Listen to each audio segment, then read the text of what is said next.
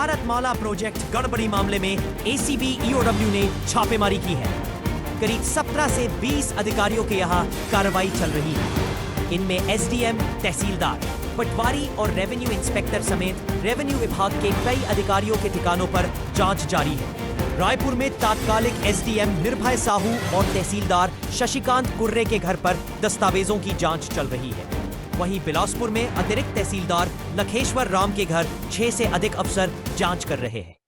इस दौरान परिजन जांच का विरोध करते रहे। बता दें कि आज सुबह नया रायपुर, अभनपुर, दुर्ग, भिलाई सहित प्रदेश के अन्य जिलों में टीम ने दबिश दी है। विधानसभा में मामला उठने के बाद ईओडब्ल्यू ने एफआईआर दर्ज कर जांच शुरू की थी।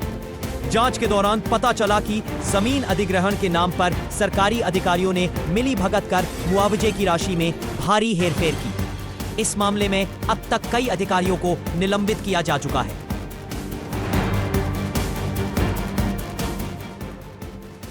निश्चित रूप से हमारी सरकार ने भारतमाला परियोजना पर जो कुछ शिकायतें आई थी, उन शिकायतों के आधार पर ईओडब्ल्यू को जांच के निर्देश दिए हैं।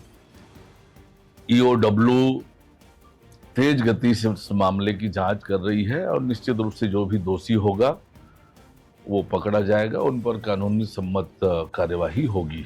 देखिए, ये जो भारतमाला परियोजना का सारा कुछ हुआ है वो आपको पता है कि पिछली कांग्रेस सरकार के दौरान हुआ है और पिछले कांग्रेस के समय में तो केवल घोटाले और भ्रष्टाचार ही हुए हैं। और जिन मामलों में भी भ्रष्टाचार की शिकायत हो रही है, जहां भी इस प्रकार की बात हो रही है, विष्णुदेव साय जी के नेतृत्व में हमारी सरकार भ्रष्टाचार के खिलाफ लगातार कार्रवाई कर रही है। भ्रष्टाचार पर जीरो टॉलरेंस की नीति हमारी सरकार की है और उस पर लगातार हम काम कर रहे हैं।